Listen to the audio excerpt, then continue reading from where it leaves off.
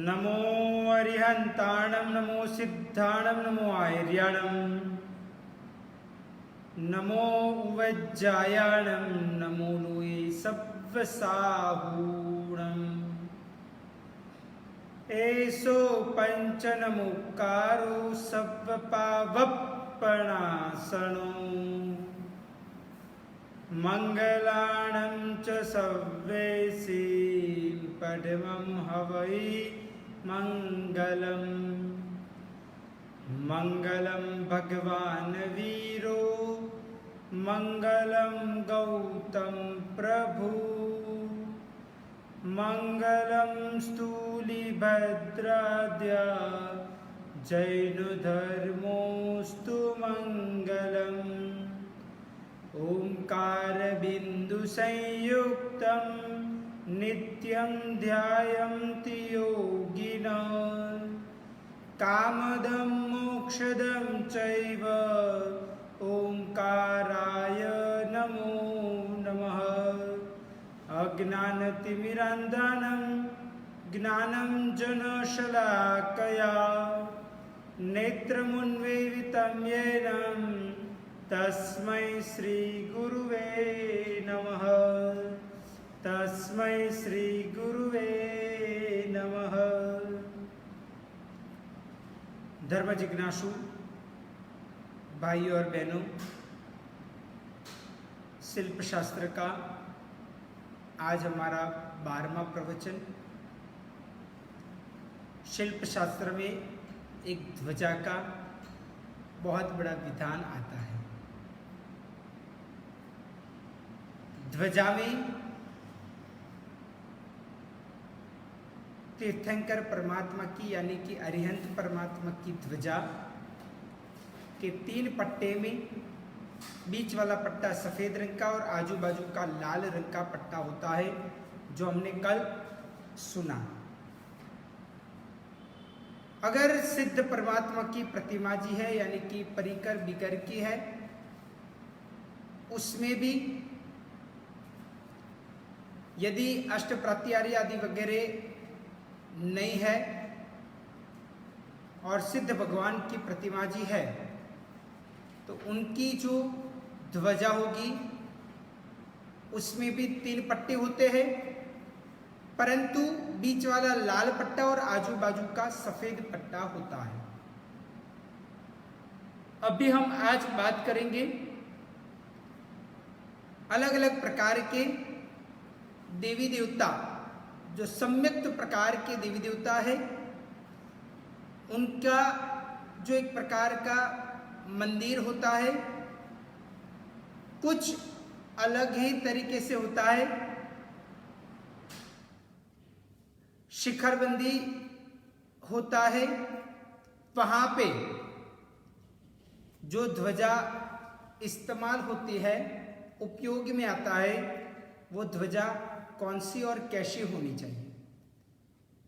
तो एक बात विशेष करके आपको कह देता हूं कि हमारे जैन शासन में लंबचौरस ऐसी प्रकार की ध्वजा का उल्लेख किया गया है। जैन धर्म के अलावा अन्य धर्म में त्रिकोणाकारे ट्रायंगल आकारे ध्वजा होती रहती है,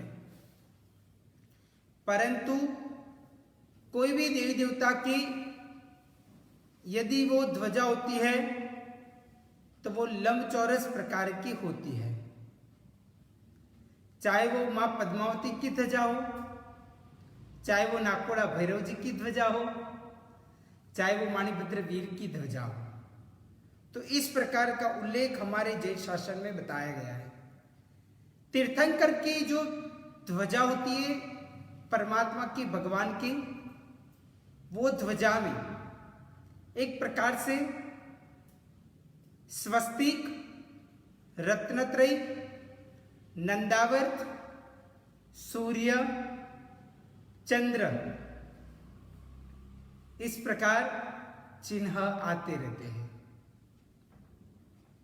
और एक 3400 यंत्र भी आता है। इस प्रकार ये ध्वजा होती रहती है। परंतु भिन्न भिन्न प्रकार के देवी देवता की यदि ध्वजा होवे तो उसमें क्या उल्लेख होता है या तो होना चाहिए।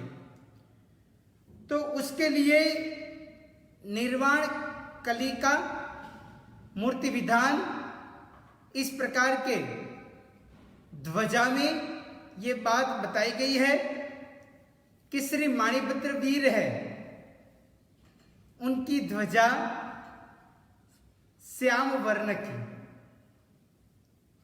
होती रहती है। परंतु कोई कोई स्थान में, जैसे कि गुजरात के अंदर आया हुआ पालनपुर के नजदीक मगरवाड़ा नाम का तीर्थ है, वहां पे जो ध्वजा लगाई जाती है वो कुछ सफेद रंग की होती है और आजू बाजू की किनारी कुछ लाल कलर की बनाया जाता है। ये उनकी पूर्व की प्रणाली के अनुसार है, परंतु निर्वाण कलिका के अनुसार कहा जाता है कि वो श्याम वर्ण की ध्वजा होती रहती है माणिभद्र वीर की। वो ध्वजा में 7 सूंड वाला ऐरावण हाथी, जो माणिभद्र वीर का एक प्रकार का वाहन बोला जाता है, वो रख सकते हैं। यानी कि वो चित्र स्वरूप में, चिन्ह स्वरूप में वो ध्वजा के ऊपर बनाया जा सकता है। उसके अलावा उनका जो शस्त्र है, डमरू है, नागपाश है, खड़ग है, त्रिशूल है, मुद्गर है, अंकुश, इस प्रकार भी हम उसमें चिन्ह बता सकते हैं। दूसरे नंबर में श्री घंटाकर महावीर, उनकी भी ध्वजा हमारे शास्त्र के अनुसार कहा गया है कि वो पीले वर्ण की होती रहती है। उसमें धनुष, घंट इत्यादि उनके जो वाहन यानी कि उनके आयुध शस्त्र है वो रखा जा सकता है। तीसरे नंबर के अंदर एक आते हैं श्री नाकोड़ा भैरव, उनकी ध्वजा काले रंग की बोली जाती है, श्याम वर्ण की। उनका वाहन नाग बोला जाता है और उनका आयुध यानी कि शस्त्र कोई खप्पर, खड़बांग, डमरू, त्रिशूल आदि वगैरह होता रहता है। चौथे नंबर में एक बात यह भी आती है कि कोई भी प्रकार के क्षेत्रपाल देव हो, वो क्षेत्रपाल देव की भी ध्वजा लाइट रंग की और ग्रीन कलर की होने का प्रयत्न होना चाहिए। उनका वाहन सर्प है, तो सर्प भी उसमें चिन्ह में बता सकते हैं। मां पद्मावती की ध्वजा के लिए कहा जाता है कि चलकती हुई एकदम लाइटिंग जिसमें से आता हो वैसे येलो कलर की वो ध्वजा होने का प्रयत्न होना चाहिए। उसमें पद्म यानी कि कमल, उसका भी चिन्ह आप रख सकते हो और उनका जो जो भी प्रकार का आयुध यानी कि शस्त्र है वो भी आप रख सकते हो। मां सरस्वती जो ज्ञान देने वाली माता है, उनका एक प्रकार की ध्वजा सफेद रंग की श्वेत कलर की बताया हुआ है और उसमें मोर या हंस या तो पुस्तक आदि वगैरह भी उसमें आप चिन्ह स्वरूप में दिखा सकते हो। वैसे प्रकार की बात आती रहती है। एक और श्री महालक्ष्मी माता, जिनकी ध्वजा पीले वर्ण की बताई गई है। इस प्रकार वो पीले वर्ण के अंदर कमल आदि वगैरह चिन्ह, अभय और वरद आदि वगैरह मुद्रा भी उसमें बता सकते हैं। शॉर्ट में, टुक में कहने का मतलब यही है कि जो भी देवी देवता होते हैं उनका जो वर्ण है वही ध्वजा का वर्ण आप बता सकते हो और वही कलर की वो ध्वजा होनी चाहिए और उसमें उनका एक प्रकार का शस्त्र यानी कि आयुध आदि वगैरह, वाहन वगैरह भी दिखा सकते हो। इस प्रकार का उल्लेख किया जाता है। तीर्थंकर आदि वगैरह परमात्मा की या तो सिद्ध भगवान की जो ध्वजा होती है उसमें सिद्धशिला आदि वगैरह रखने का कारण यही है कि एक उत्तम भावना के अनुसार सिद्धशिला में जैसे परमात्मा गए वैसे हमारा भी एक आत्मिक उत्थान होते हुए हम भी वहां पे जाए, ऐसा प्रकार का होता है। ध्वजा में एक नेफा होता है। वो नेफा इस प्रकार का होता है कि ध्वजा एक प्रकार से जिस साइड लगाई हुई होती है और सिलाई आदि वगैरह की हुई होती है उसको नेफा बुला जाता है। वो नेफा एक प्रकार से कहा जाता है कि घुम्मट की विपरीत दिशा की ओर जाना चाहिए और नेफा की दूसरी साइड जो होती है वो घुम्मट की साइड होनी चाहिए। इस प्रकार ध्वजा चढ़ाने का विधान बोला जाता है। दूसरी एक बात ये भी कही जाती है कि ध्वजा में आज के जमाने के अंदर एक स्टिकर भी लगाया हुआ आता है कि ध्वजा इस तरफ मंदिर की साइड या तो मंदिर की विपरीत साइड ऐसे आप लगा सकते हो, वैसा प्रकार का भी विधान आता है और उसको भी ध्यान में रखते हुए हम ध्वजा लगा सकते हैं, ऐसा उल्लेख किया गया है। जिस शिखरबंदी जिनाले में वो ध्वजा लगाई जाती है उस शिखरबंदी जिनाले के अंदर जितने भी परिवार, जितने भी जैन श्रावक श्राविका आदि वगैरह जुड़े हैं उन सभी को उसका लाभ मिलता है, यानी कि सकल संघ को उसका लाभ मिलने का प्रयत्न होता है। दूसरी एक बात यह भी है कि घर के अंदर गुरु मंदिर जो छोटा सा बनाया हुआ हो उसमें ध्वजा लगाने का कोई विधान नहीं है, यानी कि वहां पे कोई ध्वजा लगाया नहीं जाता है। परंतु यदि घर के बाहर या सोसाइटी के बाहर या तो फिर बिल्डिंग आदि वगैरह से कुछ अलग ही वहां पे शिखरबंदी मंदिर बनाया जाए तो वहां पे अवश्य में ध्वजा लगाने का विधान बोला जाता है। परंतु छोटा सा घर के अंदर अगर छोटा सा मंदिर बनाया जाए तो उसमें ध्वजा लगाने का विधान नहीं है। इस प्रकार का भी विशेष ध्यान रखना चाहिए। यह ध्वजा बहुत इंपॉर्टेंट और मायने रखने वाली बात है। कई कई बार बड़ी बड़ी ध्वजा होती है तो उसके अंदर कहा जाता है कि अष्टमंगल 14 प्रकार के जो तीर्थंकर परमात्मा की माता को स्वप्न आते वो उसके अंदर आप आकृति स्वरूप में, चिन्ह स्वरूप में दिखा सकते हो, ऐसा प्रकार का भी विधान है।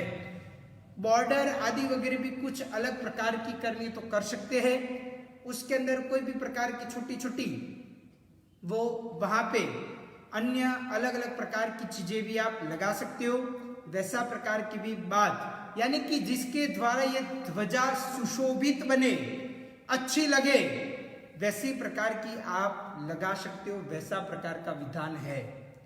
ध्वज दंड जितना होता है वही साइज की वो ध्वजा होने का प्रयत्न होना चाहिए, ऐसा भी कहा गया है, इसलिए उसका हर हमेश ध्यान रखना चाहिए।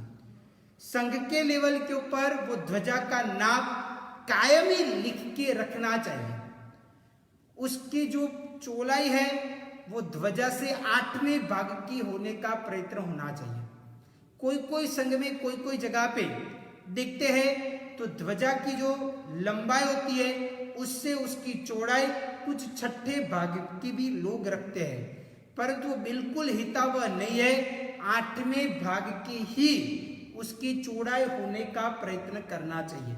अगर इस प्रकार का ध्यान रखते तो शास्त्रयुक्त तरीके से वो ध्वजा का विधान बुला जाता है और ध्वजा का विधान वैसा प्रकार का होगा तो हर हमेश जीवन में चढ़ती हो पाएगी, सुख समृद्धि का वास हो पाएगा, कोई भी प्रकार का भूत प्रेत व्यंतर आदि वगैरह का उपद्रव होगा तो वो दूर हो जाएगा। शास्त्रयुक्त तरीके से यदि ध्वजा लगाई है तो लगाने वाला और सकल संघ वाले हर एक व्यक्ति को उन्नति होती है, सफलताएं प्राप्त होती है, चढ़ती होती है, दिन प्रतिदिन वो व्यक्ति आगे बढ़ते रहते हैं।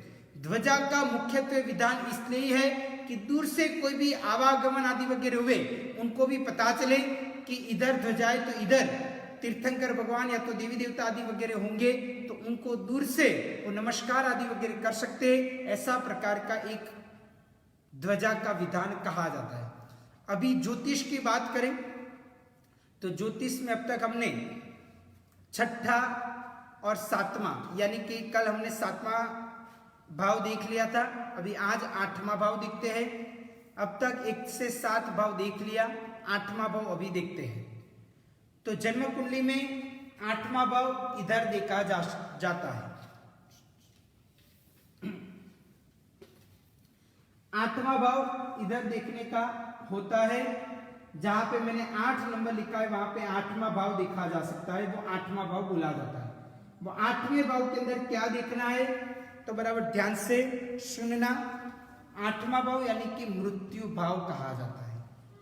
वहां पे आकस्मिक कोई धन प्राप्ति होना, पिता आदि वगैरह का वारसा मिलना, सट्टा लॉटरी के अंदर कोई लाभ आदि वगैरह प्राप्त होना, संकट के दिन आदि वगैरह आना, एक्सीडेंट आदि वगैरह हो जाना, ऑपरेशन करवाना, मृत्यु आदि वगैरह होना, मृत्यु की अंतिम परिस्थिति आदि वगैरह देखना, चिंता आदि वगैरह जो जीवन में होती है वो देखना, कोई भी प्रकार की बख्शिश यानी कि बोनस आदि वगैरह मिलेगा कि कैसे अचानक तरीके से वो देखना, जीवन साथी से कोई भी प्रकार का लाभ मिलेगा कि क्या वो देखना, जननेंद्रिय प्रकार के रोग आदि वगैरह देखना।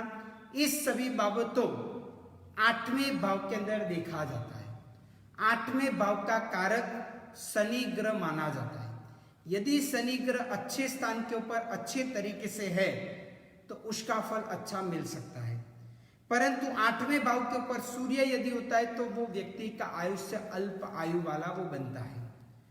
चंद्र यदि होता है तो वो व्यक्ति योगी बनता है, परंतु पानी की घात होने का प्रयत्न हो सकता है, पानी से फिसल जाना, कोई करंट आदि वगैरह लग जाना, इस प्रकार की बात भी आती रहती है। यदि 8वें भाव के ऊपर मंगल होता है तो देह की पीड़ा होती है। यदि 8वें भाव के ऊपर बुध होता है तो वो व्यक्ति गुणवान बनता है। यदि 8वें भाव के ऊपर गुरु आता है तो वहां पे गुरु अच्छा माना जाता नहीं है। शुक्र भी वैसे अच्छा नहीं माना जाता है। शनि यदि 8वें भुवन के ऊपर होता है तो वो नेत्र रोगी बनता है। राहु 8वें भुवन के ऊपर होता है तो वो रोगी बनता है, और केतु होता है 8वें भुवन के ऊपर तो क्लेशी वो बनता है। यदि गुरु 8वें भुवन के ऊपर होता है तो उसका मृत्यु समाधि पूर्वक हो सकता है, ऐसा प्रकार का भी कहा जाता है। तो भाग्यशाली इस प्रकार की बात अभी हमने देखी, आज इधर तक रखते, बाकी की बाबतों का विवरण कल हम प्रवचन के माध्यम से देखेंगे सुबह 9:30 बजे। वितरा की आज्ञा विरुद्ध कुछ भी बुलाओ तो मिच्छामि दुक्कडम। सर्वमंगल मांगल्यम सर्वकल्याण कारणम प्रधानम सर्वधर्माणाम जैनम जयति शासनम।